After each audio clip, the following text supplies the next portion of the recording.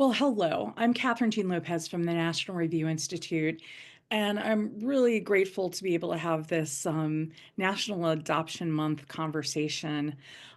Be More Pro-Life is how we provocatively titled it. And I'm so grateful to have Rebekah Weigel, who is writer and co-producer of Sound of Hope, the story of Possum Trot, beautiful movie about a true story about adoption. Um, I mentioned Julia Roberts next, who is quick to point out she is not that Julia Roberts. But otherwise, she would have a lot more money for her Hope House that she's going to talk about in Kentucky.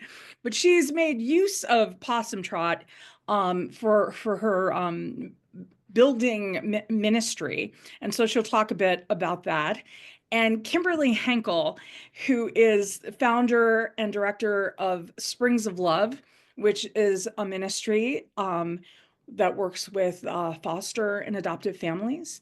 And Julia and Kimberly and Rebekah are also have personal stories of witness to foster care and adoption. And we'll get into all of that during the course of our conversation. I want to thank everyone who is joining us live and who's joining us after the fact. And I just ask you to please share this video discussion because, among other things, first of all, after Roe, Dobbs, what it means to be pro-life has to be more of an examination of conscience. We have to be more creative about it. And there also is tremendous opportunity for common ground. Maybe I'm Pollyannish about that, but I want to be Pollyannish if that's what it is, because there are children in America who need us to not be jaded about this and not be in our ideological silos and doing business as usual. Sound of Hope, the story of Possum Trot, is a true story example of a church that said, we're going to solve the foster care problem in our backyard. And that they did. And it's a tremendously inspiring story, also a challenging story. And I'm so grateful to Rebekah and her husband for managing to get that into theaters. And Rebekah, would you start us off? Because there is this concrete thing that is this movie, which people can watch, on all the regular streaming places, but also, and as Julia will talk about in a bit, ministries, churches can make use of this for free to do screenings. I believe you're in Los Angeles now helping use the movie as a recruitment tool for foster parents. Yeah. Yeah, Rebekah, could you talk a bit about how you got involved in the movie? I know you have, besides your personal witness, you've been involved in child welfare and so just speak a little bit to that, how you got to this place in the first place. Yeah, thank you for having me today, and it's really an honor to be here. My husband and I adopted two of our children back in 2013. We adopted a sibling set, and really, to be honest, like at the time in Los Angeles, a lot of the churches were not involved in fostering and adopting, and our own church wasn't very involved, and so we were struggling. I mean, like the movie shows, it isn't easy. It's challenging for the children to come into a new home. It's challenging for the families to adjust to, really dealing with a lot of the issues that the kids are facing. And so I started working with churches across the city to try to get them more involved in fostering and adopting. And in that process, realized like we really need like a blast of awareness, because there's just a real lack of awareness of the foster crisis, what's happening, what children are facing, how to support families. And I was going around one church at a time trying to educate and let them know about the crisis, and came across this story because I was doing a pastor's event in Los Angeles to, get more churches involved. came across this story and I was like, wow, like this is really like what needs to happen. We need more churches to take this seriously, to realize this is our identity as Christians. Like we're called to care for the vulnerable. We're called to care for children that are in the foster system. And so I called Bishop Martin. I said, hey, I need you in Los Angeles. Come out to Los Angeles. We did a pastor's event and he brought down the house. I mean, standing ovation. All these churches started getting involved. And so my husband, he's a director and we write together. And I just went to him and said, I think we're supposed to make this story into a feature so that we can really help bring awareness to the crisis here in America. And that you did. And I was blessed, as you know, to be on the set of one of the days Yeah. that Pastor Martin and his wife and so many people from the church who were the ones who stepped up to the plate, and some of the children as well were on the set, and it was just it was beautiful. It was beautiful to behold, and you even had, there's this phrase, God writes straight with crooked lines. I even met like a single mom who, a woman who stepped up to the plate to raise a child, and it was doable because she had this whole church around her. Um, Yes. one of the beautiful things you do with this movie is you tell the truth. It isn't pretty. You just don't adopt a child and they're wrapped in a bow and everything goes well from then on. It can be brutal, and some of the stories are brutal. And you tell the truth about them, and you did it beautifully, and did it in a non gratuitous kind of way, because you could really like abuse children actors, making them do too much. But I thought you just did it in such an appropriate way, obviously, because you two are parents. And so you care about those children too, the actresses and actors, as well. So thank you for doing it the way that you did it. I'm going to circle back with you after Julia talks about how have you made use of this movie in your own building of the ministry of Hope House in Hopkinsville, Kentucky? Yes. Yeah. I'm part of Joy Closet, which is an organization, a nonprofit that serves children in foster care, kinship care, and children in crisis. And essentially, all the programming that we do is all for those in the system or for those families that are affected. And you kind of spoke on it a little bit ago.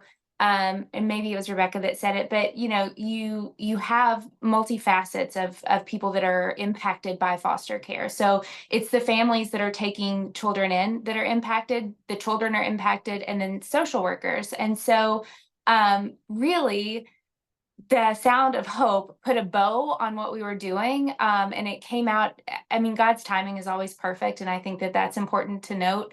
But it came out and was released right as the time that I was accepting this role with Joy Closet as the Hope House manager, right at the time that we were starting to get some donations kind of coming in. A local farmer donated his land for us to build this house on, and so then we were in this position of, we have land, we have a dream, we have this hope that we can create a place, a safe space for children to go. So like in the film, where she shows these children sleeping on, a little couch, a little bench in a social worker's office, we have that in our backyard. I mean, that's happening here locally. It's not a depiction. It's not, a story, it's real life. And so we knew that was a crisis here in our backyard. And so we, with the movie, have gone and we have really just spread the word. So at churches specifically, we go and usually like on a Wednesday night or, in their church, we'll show the film. And then I'll share some of my brief testimony just as a foster mama, some of the things that I've seen and some real, statistics that we're faced with here in our area.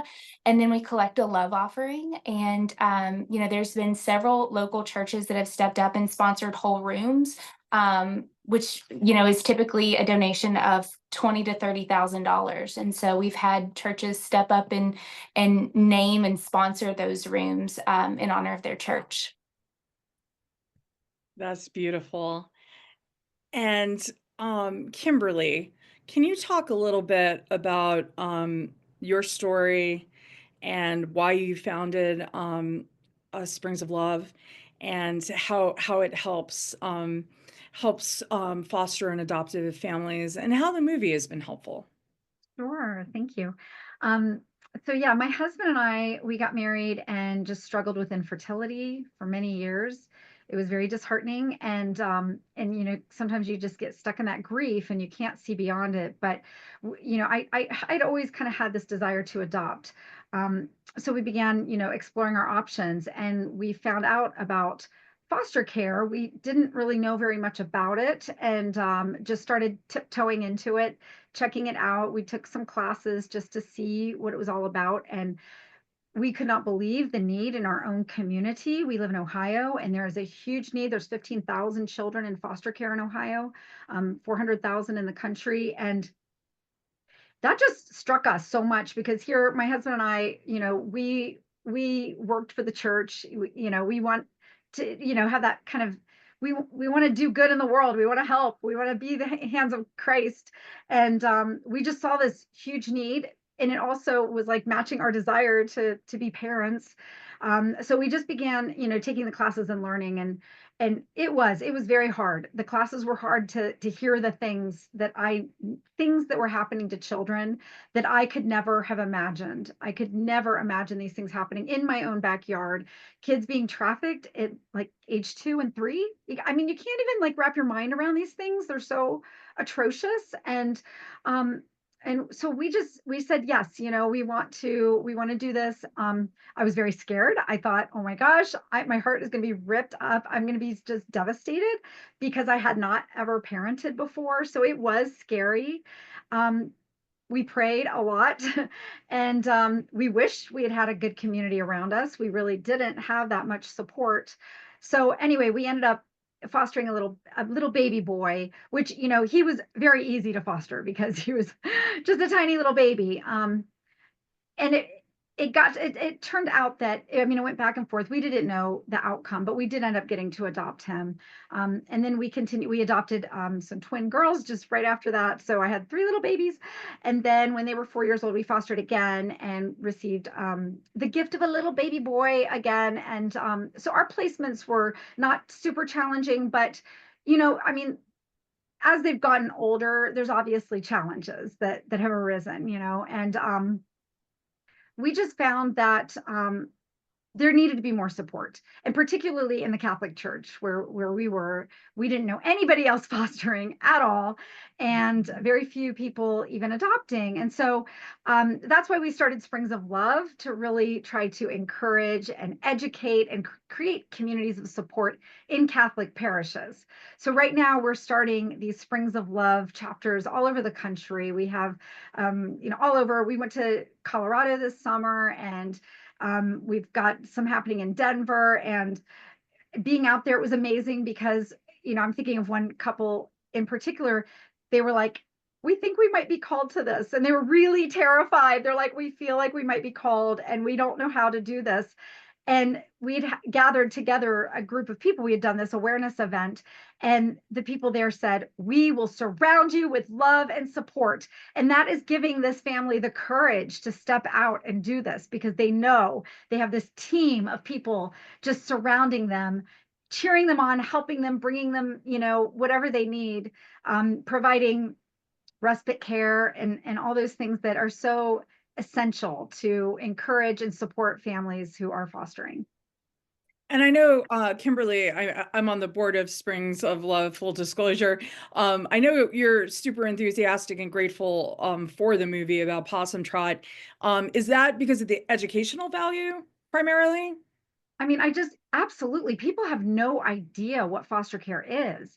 Yeah. And this just put such a beautiful picture. You know, when I began watching the film, I got a little nervous because everything seemed to be working out so nicely. And I was like, oh no, they're going to make it seem like fostering's really easy. And then halfway through the film, bam, it was like reality hit hard. And and it was just such a beautiful, like honest depiction of the hardships and the need for community, how absolutely essential that it is. These kids have been so hurt, and we need to band together as the body of Christ to really support these children. So this film is fantastic. I've been encouraging all of our you know, all the churches that we're working with to show this film. We have, you know, we have people that they're lining up right now to start showing this film, because one of our pastors went to it and he just said, oh my gosh, we have to show this. Like, people don't know. He was so touched by this. He could not believe, his eyes were opened. It's so educational, and it shows you and it gives you that heart to get involved, because really this isn't just for people who are fostering. This is for the whole community, because all of us can do something. You know, we can go, you know, I just met with another foster family this weekend, and they said, we had a man come over and mow our lawn. You know, and they said that was such a gift to us, because we were drowning. We were having so many issues with our kids, and we were taking care of them and trying to love them. Plus, make good, happy memories for these children, right? I mean, it's not just like, okay, we have to take them to these appointments, but it's like, no, we need to love them and give them happy, joyful memories to replace some of those horrible things that they've experienced in their lives. So it's just such a gift when the community comes together and says, hey, I'm going to bring you a meal, you know, once a week. I'm going to, you know, I'm going to help you next placement and bring things over. I'm going to mentor your child. Hey, let me take your kids to the zoo this weekend. You know, just things like that is huge. Making sure mom and dad have date nights on a regular basis, really important, because it puts foster care and adoption can put such a strain on a couple. And you mentioned, Kimberly, yes, you know, an adorable baby is quote easier to love, right, than a teenager who's acting out, right? But on the other hand, and I know you weren't saying anything to the contrary, I have a little godson who came out of foster care. He was nearly smothered to death by his birth mother within a month of his life. He wound up in an ER with no vital signs. And his mercifully now adoptive parents, they were foster parents for way too long, but are now his forever family. You know, they're just now discovering, you know, the impact of the trauma when he was in utero and that first month of life.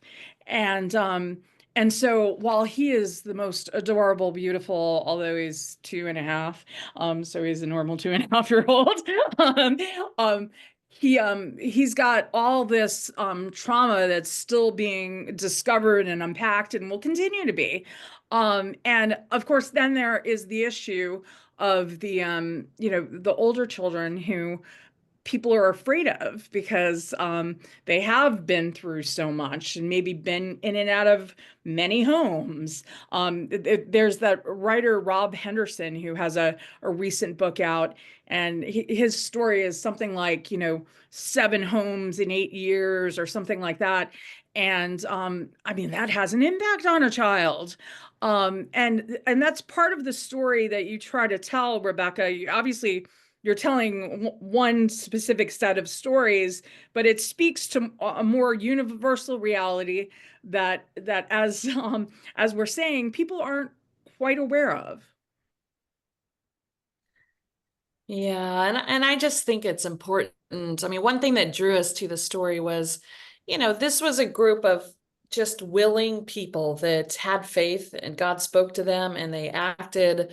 They weren't educated, a lot of them. They weren't trained. They, you know, and in a lot of ways, I think people think, I have to be perfect to do that. You know, that's for the people that are like special, or they're amazing, or they have it all together. And someday if I have it all together, then I will act and I'll get involved. And I know that personally, my husband and I had that attitude for a long time. I mean, we wanted to foster, we wanted to adopt, but we kept waiting for the perfect situation till we had a bigger house, till we had more help. And I really think, you know, this story shows us like we can all get involved, and you don't have to be perfect. I'm certainly not perfect. This whole process has shown me how weak I am, actually, and how much God still wants to mold me and change me and make me into the person that he's called me to be. And, you know, when we stepped in for our situation, you know, we didn't feel ready. We didn't feel like we had it all together, and it was an obedience thing. And I think that God is calling a lot of people in the church to be faithful and to be obedient. And it's in that process that he changes us and he transforms us. And oftentimes we think it's about us being perfect and we're going to help these kids become. And really, I think it's for me, it's been the opposite. It's been God saying, like, no, I want to change you. I want to change your heart. I want to teach you to love. I want to teach you to serve and to lay your life down. And I'm going to change you in the process. And so I would just encourage people that none of us, you know, on this call that have walked and fostered or adopted isn't because we have it all together. It's actually the opposite. And that's when we do show that in the film, that it's in our weakness that he's strong, and his power is made perfect in weakness.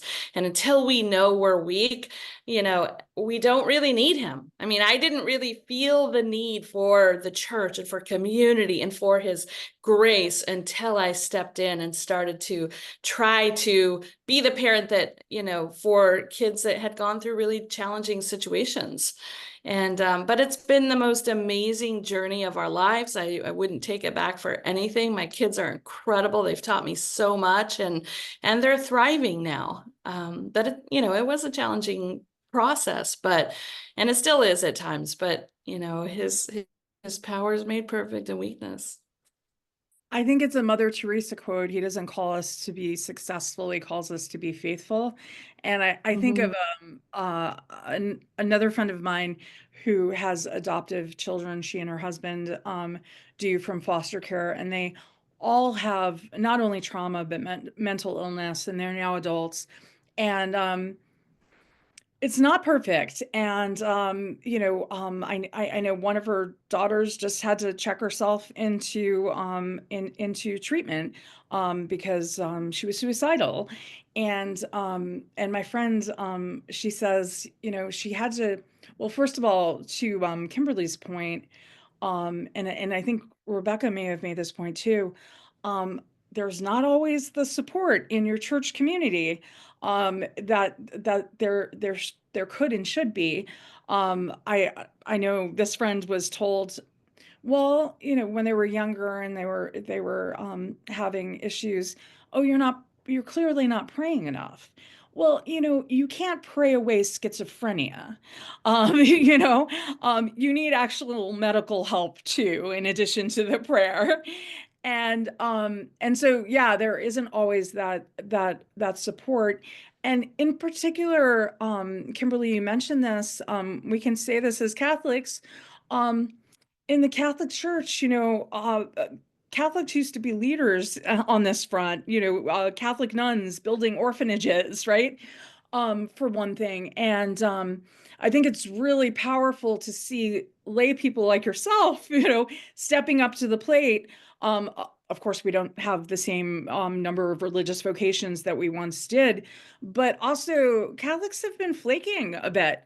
And my friend Naomi Riley has a book about foster care and adoption, and most of the book is super depressing, but there's one, it's called No Way to Treat a Child, I think is what it's called.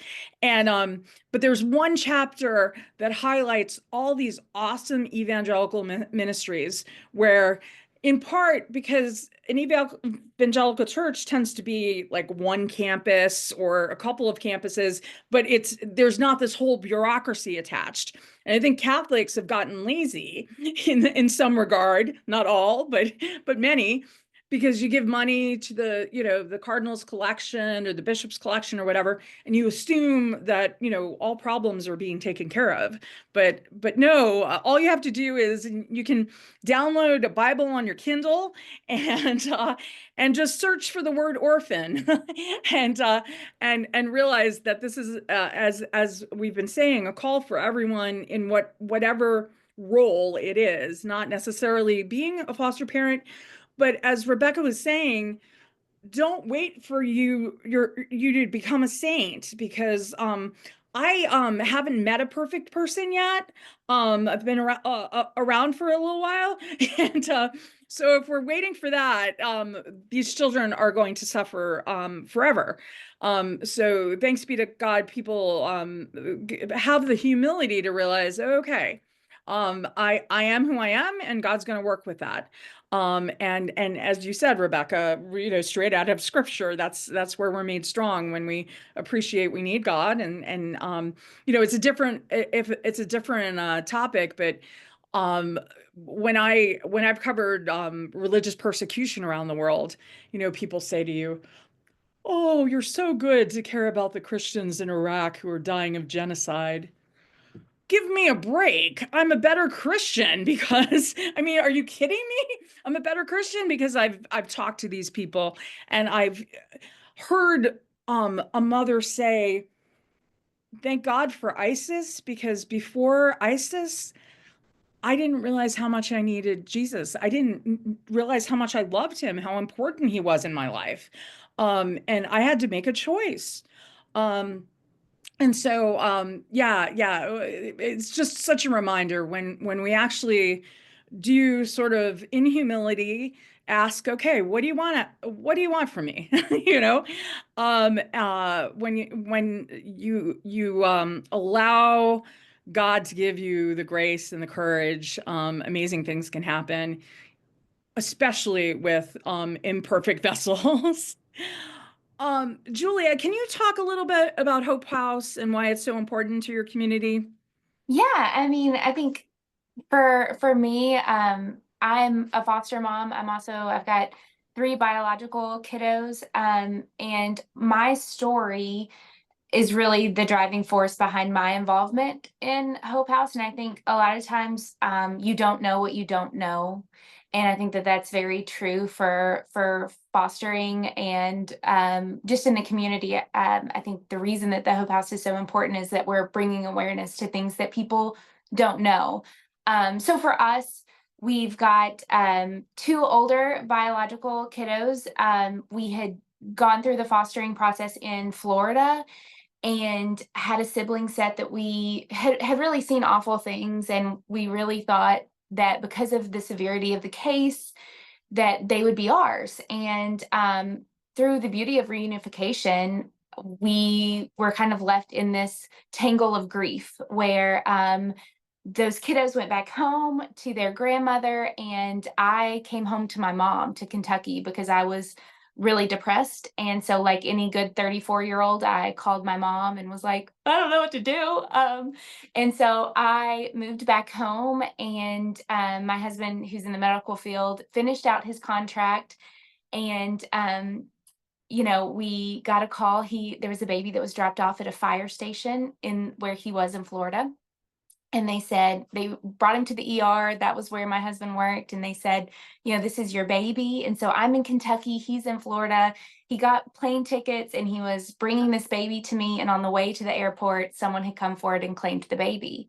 And so then I was farther in this tangle of grief. And, it took us a year before we would say yes again. It took us a while. And we said yes, we kind of got back into the swing of things, and our house was open on a Thursday, and on the next Monday we had our first call for a placement. And so we took in a 5-day-old baby, and 10 days later we found out that I was expecting. And I think that when you talk about these seasons of yeses, so you've heard Kimberly and Rebekah both say, like, maybe now's not the perfect time. It would have been a lot easier for us to say, like, well, I'm pregnant, like, I can't take care of this baby anymore. Like, it would have been really easy to do that. And I was a geriatric pregnancy, and which is awful to say to anyone, but especially to a hormonal woman, like, but anyway, I was. And so it was a rough pregnancy, and the easy thing to do, like, it wasn't a perfect situation, but we really felt like God had called us to be Honey's parents. And so we had closed our foster kind of chapter for a moment while I was growing a human and taking care of this itty bitty one. And we got a call for a sibling set, and I said yes, without thinking about it. And I don't know why, other than I really think that God just said yes through me.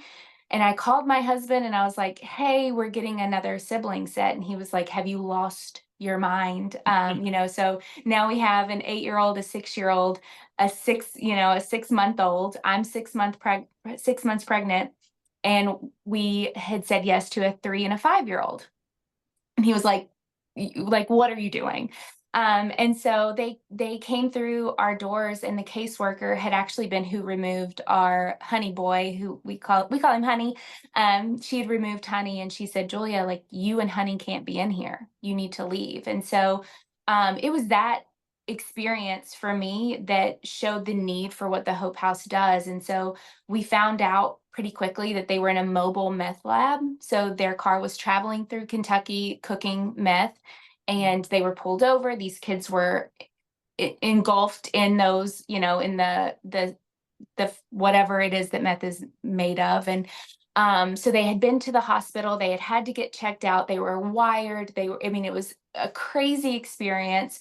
They were from out of state, and so they were taken back to their home state to be with family. And I went to Joy Closet, which I briefly have already talked to you guys about being, that village that Kimberly and Rebekah are both speaking of. Like, this is the village for Hopkinsville, Kentucky, and our surrounding areas. There's about 9 counties that Joy Closet really is that impactful village that wraps its arms around these foster, kinship, and kids in crisis. And so I said, once this baby's out of me, I can't do a lot, but I can wash feet. And so it kind of speaks into that gospel, to that, I'm also Catholic, and I think the best example of a foster family is the Holy Family. I mean, that's what Joseph was. And so, right to life, and you hear that so often, and most people think it's like that initial conception, and it is, but it goes from conception to natural death. And so Catholics as a whole, I think, have been missing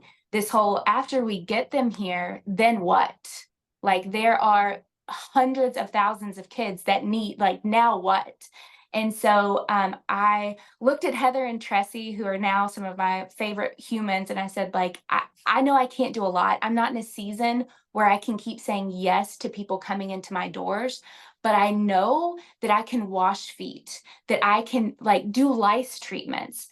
Part of the trauma that happens in foster care is when you're, at 10 o'clock at night and you say yes as a foster parent, and then the next morning or that night you realize that those kiddos have lice, and then you say, oh, I can't handle this. I can't handle this. I have so much going on.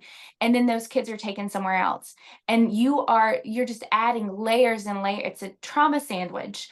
And for us, our goal is to take that away. So the Hope House will serve the workers who are overworked and overwhelmed, and they are trying to find placements and wash children and feed children and get lice out and do all of these things that's not their job.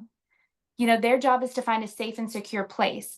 And so the house will serve them. There's an office specifically for social workers, so there's a window and a glass door, so they can always have eyes on their kiddos while they're in the Hope House, while our volunteers bathe and do lice treatments and feed them and feed the social workers, because I think we're in a little part of Kentucky. It's a very rural area, but food makes everything better. So being able to feed and serve in that way, while also our giving room, which is what the Joy Closet does. It's our mission is to make sure that children entering into care feel special, valued, and loved through tangible items.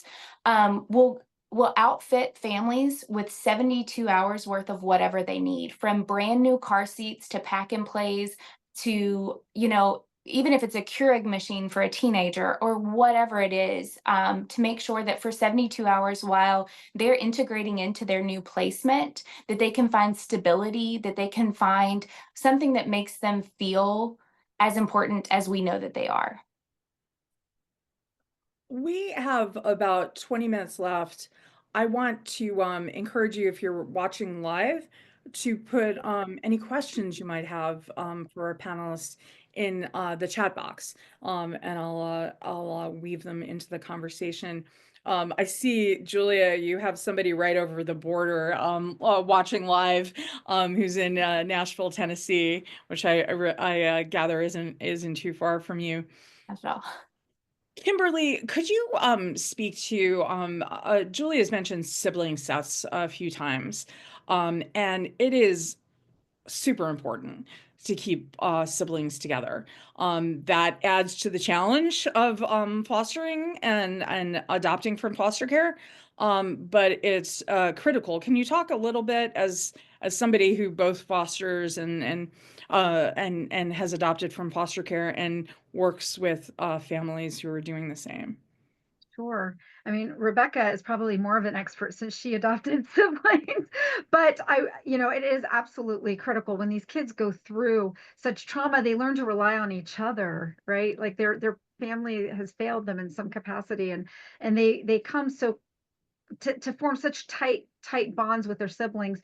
So then to have them separated from their parents is already a trauma. Even if they've experienced a lot of abuse and neglect, they still, it's home, it's comfort.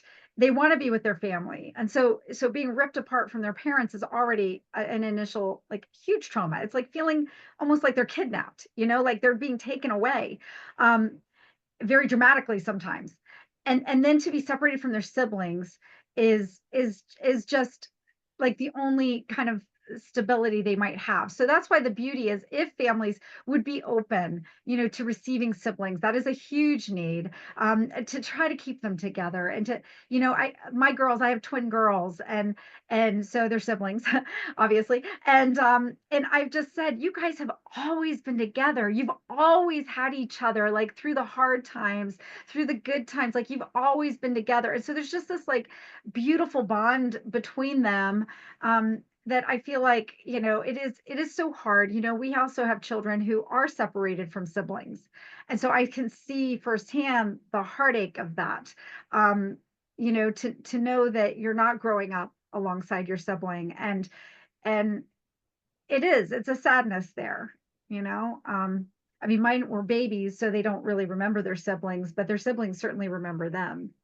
And that's just, it is, I mean, it's heartbreaking. Rebekah, I don't know. Rebekah, do you want to say a little bit more about adopting siblings? Yeah, it's a huge need. A lot of the kids that are in the system, we have around 125,000 children right now in the U.S. foster system that are waiting for a permanent placement.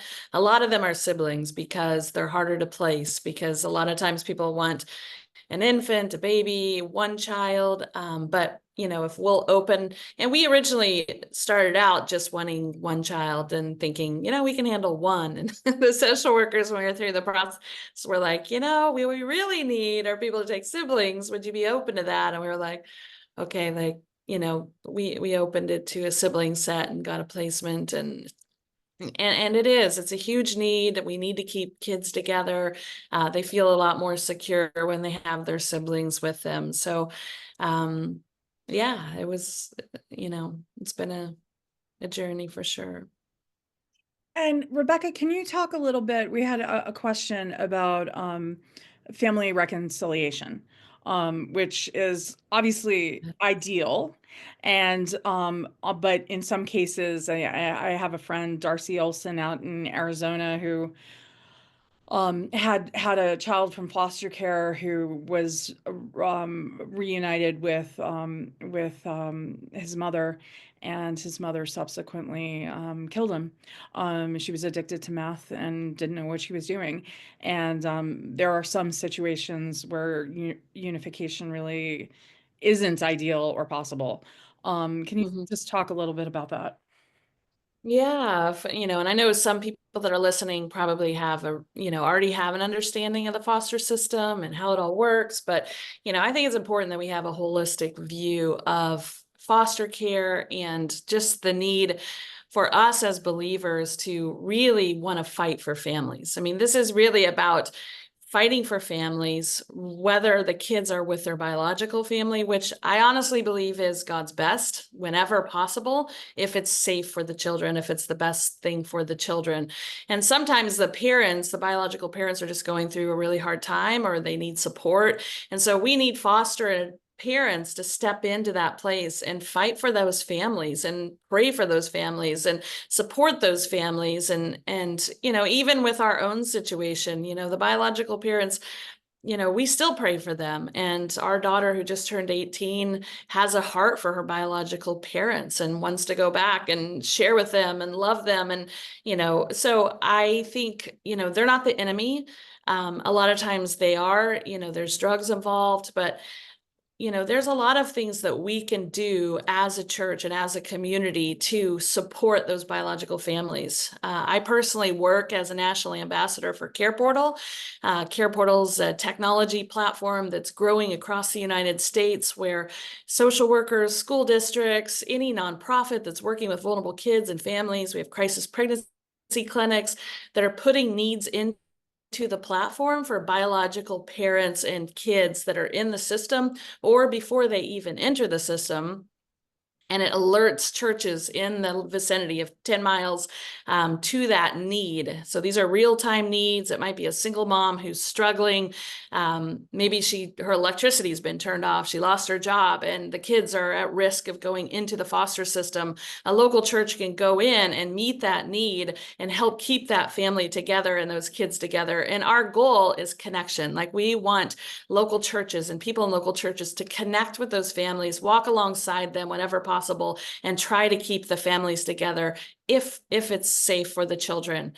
Sometimes it isn't, and the kids will go in the foster system. And at that point, we need people to step forward and we need people to help. But careportal.org is the organization that churches can get involved, sign up. Organizations can be an implementer of Care Portal and bring it to their community as well. And Care Portal actually helped make this movie. So their CEO read the script, got behind it, believed in it so much, they stuck their neck out and they went to their donors and said, we believe in this film. And they helped, get this film made, which was a huge blessing. So I'm a big supporter and believe in it so much, and actually helped bring the platform to Los Angeles. And we now have around 250 churches in Southern California across lines of race, class, culture, meeting needs of vulnerable kids and families. And it's beautiful. It's just so beautiful to watch the church in action when we work together. Well, in my understanding of Care Portal, its development was really a game changer, because you would just have these different people with different needs and no connecting of dots, and now dots are being connected. Right. With the best of technology, and so thanks be to God for that. And I also, and Rebekah, you probably don't want to comment on this, but you're free if you want to. But there was that movie Instant Family that Mark Wahlberg starred in a couple of years ago, which I thought was a great potential educational opportunity. But the problem with it is that you can't show it in churches because there's very foul language in it, as Mark Wahlberg movies tend to have. And so I still think it's a great educational tool, but obviously, yeah, you're not going to show it in your church necessarily. And so I'm so grateful we have, and we need to reach non-church audiences too. So I think Instant Family has a role in the world.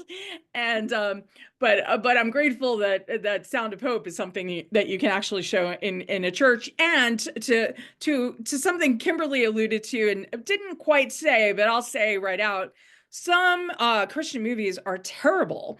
And in fact, our mutual friend Rebekah Lisa Wheeler, who is also adoptive mother, and her husband from foster care, she said, you got to go on this set. And you're like, and I said, Lisa, It better be good. Because I don't want to have to write mean things about it. And of course, it's a beautiful movie, and I'm so grateful she dragged me down to Georgia where you were filming, because it was an experience I totally treasure. And so thank you again. Julia, can you talk a little bit about, so you have behind you the plans for, so Hope House doesn't actually physically exist yet, right?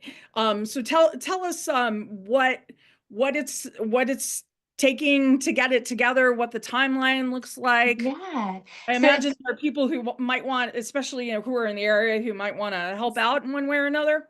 I would love that. So yes, right now we are a concrete slab. The plumbing is done. They poured the second. Listen, I don't build houses. When I had this idea, I did not know that I would be like in charge of construction. I thought like, oh, it'll be a house that I like walk into. That was funny. That was God laughing at me. So I have gotten very good at finding people who know what they're doing. And so we have partnered with a local business called Legacy Metals and a local contractor. His name is Frankie Dudas, and they are the ones that are currently building. So as I think I mentioned earlier, a farmer donated the land that we're on. It's an undisclosed location. We're not letting anyone know where it is unless they are fully vetted and have had background checks, just for safety and security purposes. But we have the land and we have the concrete, the foundation, and there's a Mennonite kind of presence here in our town, and they are coming together.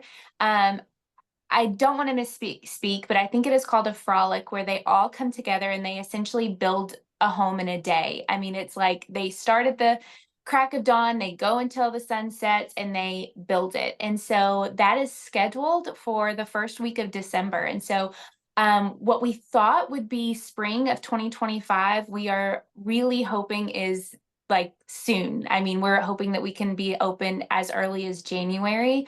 A lot of that is dependent on our community and donations that we've received. We are a nonprofit, and so we are funded by the community wrapping their arms around us, being that village that we've talked about several times. And so right now I am planning a big event that we're hoping raises us around $40,000 in January. We have gone to several different organizations, churches, just local businesses, and we have naming opportunities and sponsoring opportunities. You can even sponsor a square foot for $125. And so it really, from $30,000 donations to, whatever you can do, we're taking, even tangible goods.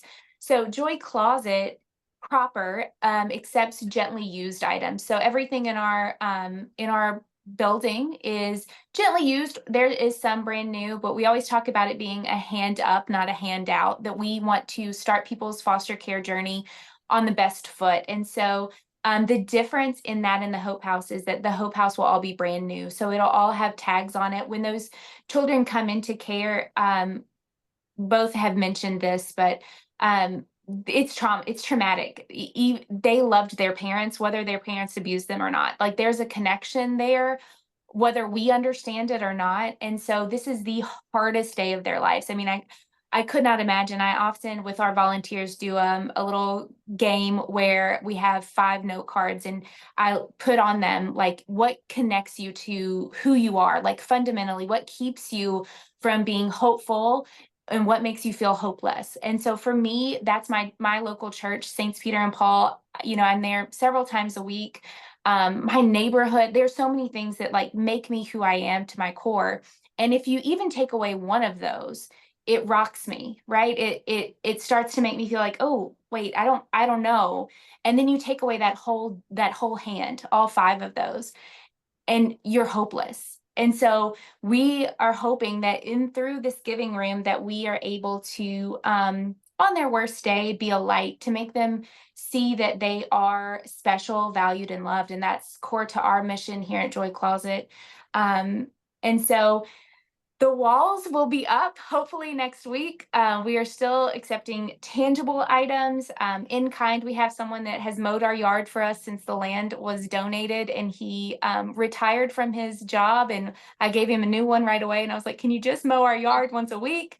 And so those things, again, like your yes doesn't necessarily have to be accepting children into your care, but could it be making a meal? Could it be, building a building to house children in? Could it be mowing the yard? And I think there's always room for a yes somewhere. I want to ask Rebekah about how, on a practical level, churches and ministries can make use of the Sound of Hope, the Story of Possum Trot. And then Kimberly, I want you to talk about some of the videos that you have available on the Springs of Love website. So Rebekah, please first. Yes, thank you for asking. So, we created Sound of Hope, the Story of Possum Trot, to be a tool to bring awareness, to get more people involved, and really to inspire churches to, really, we believe that churches have the ability to end the foster crisis in America. We have the resources, we have the people, we have, there's 400,000 churches in America, and there's 400,000 kids in the foster system. So if you do the math, if one church took on one child, we could really turn this whole thing around. And so we're working with Angel Studios. They've allowed us to give free impact screenings to nonprofits, to churches, to child-serving agencies. So on the website, possumtrotimpact.com, you can get involved in a foster crisis. You can learn more about Care Portal. You can get more involved in fostering, and you can sign up to host a free impact screening in your community. So I'd encourage you to go to possumtrotimpact.com, host a screening in your community. We just had in South Dakota, Christy Noam just hosted a big screening with a lot of the nonprofits. America's Kids Belong. They all came together, hosted a big screening in their state. So you can do a large screening in your state, in your community, and just rally the troops to get involved and use the film as a tool to do that. And I guess I'll just jump in here. I'm super excited about that, and every church should show the Sound of Hope in their churches, because it is phenomenal, and I think it changes hearts, and it does such a great picture of kind of showing that reality. At Springs of Love, we have a video series of shorter videos, much shorter. So they're like 10-minute videos that you can also show in your parish as well. If you want to do like a foster care awareness event at your church, you can show one of our videos. We have a really great one, Tori Story, which tells the story of Tori Hope Peterson, who was a former foster youth who aged out. And she just does a beautiful job of telling the story of how her coach just really just loved her and invited her into his family, and believed in her, and ended up helping encourage her to win the state title. And she ended up going to college and becoming Mrs. Universe, which is just unbelievable. But it's an amazing inspirational story. And she really calls the church to task. Like, this is like what we need to be doing, is stepping up and being the hands and feet of Christ. These children need Christ. They need healing, and they need love. And so we also have stories telling just sort of the story of a birth mom and her adopted child, the child that she had placed for adoption, and various foster families and their stories of either reunification, and then you get the perspective of like a birth dad who received his boys back after being in prison, and just to see the new relationship that formed between the foster family and the birth dad who now has his boys, and now they're like one big family. It's just amazing to hear these inspirational stories, to know the possibilities, things that you would never even imagine. But reunification can be so beautiful, and you can have a continued relationship with your child, with that child that spent time with you in foster care, and you can be that support for the family. So there's just so many different things that I think people are just not aware of. And so we have these videos that you are free to show in your church as well. So I should also add, there's a beautiful half-hour documentary called "I Lived on Parker Avenue," and Parker Avenue was where an abortion clinic was, and the birth mom got off the table because she for a series of reasons, but one of them her belief that God was calling her to, and the story is how a young man meets his birth mom after he turns 18, and it's another beautiful educational tool. We only have a few minutes. This went really quickly. I would like to start with Rebekah, then Julia, then Kimberly. Just final words about foster care and adoption, and we've hit some very important notes. One of them being about sibling sets, one of them being about the Christian call. But of course, we're not just asking, not only Christians are being asked to foster and adopt, but it is at the heart of the gospel mandate.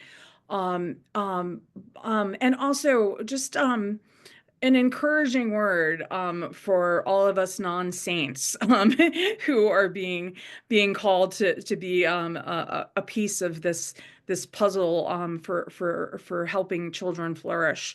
Rebekah. Thank you, Kathryn. I'm seeing some questions in the chat around the LGBTQ issue, around vaccine issues. I know there's some tough issues when you're dealing with stepping into caring for vulnerable children that are in the foster system and dealing with state and local governments. And I would just encourage you that we need people of faith to step in, not to step back. We need, our family lived in Southern California, just outside of Los Angeles County, one of the most liberal places in the country. And we ended up as a family, as a Christian family, fostering a 14-year-old LGBTQ youth. And we went through the process. It was tough. But these kids have been through a lot. They've been through a lot of trauma. They haven't had adults in their life that truly care about them to walk them through these difficult, challenging things and love them. And, and the vaccine issue too. I mean, I've actually reached out recently to RFK Jr.'s team and said, hey, let's talk about foster care and vaccine issues. It is an issue, depending on your state. But the more they hear people stepping in and saying, hey, I'm someone who cares about kids and I want to be the solution, the more that they're going to have to address these difficult issues. And I think we're at a time in history right now where there is momentum going in our favor. And I would just encourage you to step in if the Lord is calling you and putting it on your heart, not to back away in fear because of these issues, but to step forward and just, be part of the change. A number of years ago, I moderated a panel on these issues, and there was a young man. I say young man; he was in his 30s, but that's young. The older you get, and he was in foster care in really terrible situations, and he said, totally unprompted, that he's been confused about his sexuality his entire life, and he assumes that's because he was abused as a child. And so rather than, looking at these issues through, a political, cultural lens, just looking at a child as they are.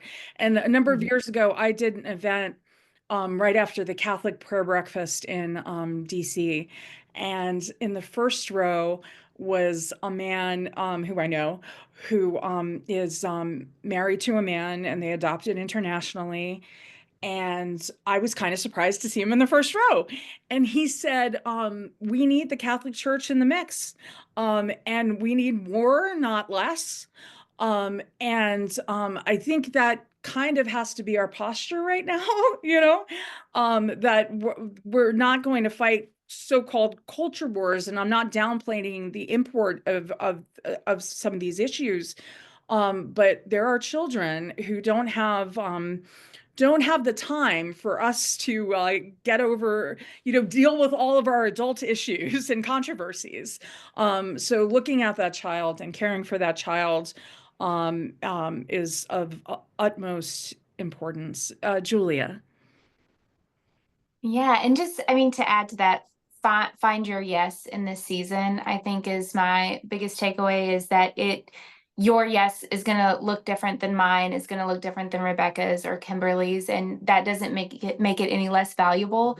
The church calls for your time, your talent, your treasure, and so does foster care. It is the amount of time that you have, volunteer. We need volunteers here. We need them at the Hope House.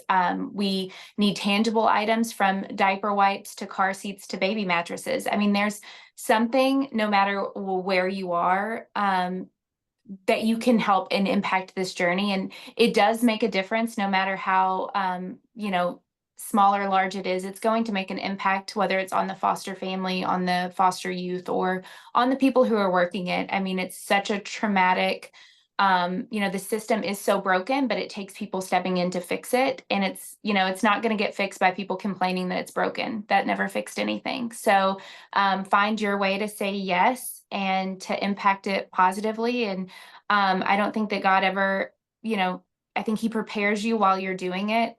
And he's not going to ask you to do something that's too big for you. You just have to make yourself bigger. So. And Kimberly? Yes. First, I just want to say prayer. Prayer is a huge thing. So if you're feeling, maybe you really are tapped out in many different ways, you can pray. Offer up your sufferings for these children. Offer up your sufferings for these families. That is incredibly powerful and needed.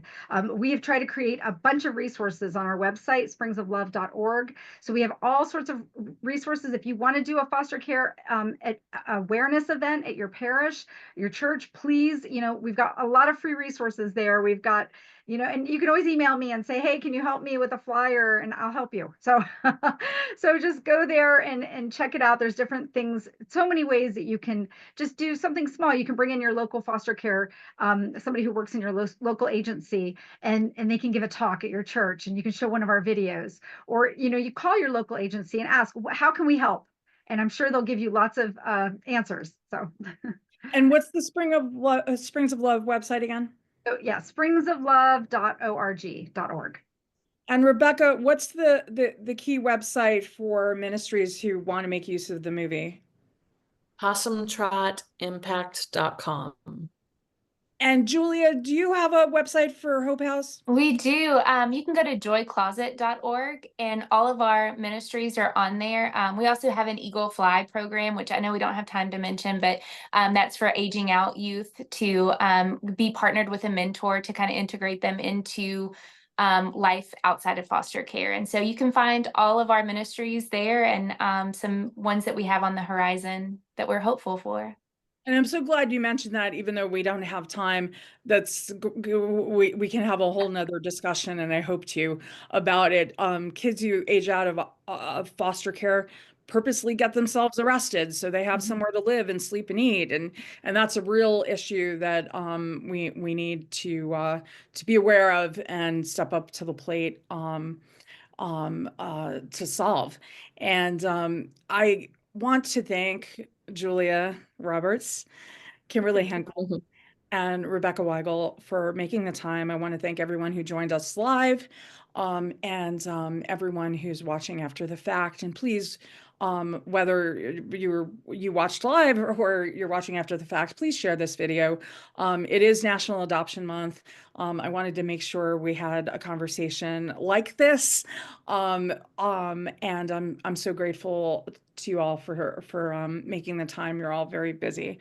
Not just in your advocacy, but in your personal lives. So thank you for all you do. And I thank you on behalf of the National Review Institute. I run the Center for Religion, Culture, and Civil Society, and we try to do events like this, both online and in person. And so feel free to send an email to klopez@nationalreview.com, klopez@nationalreview.com, and we'll make sure that you're on the list for future events. Thank you so much. Bye-bye. Thank you.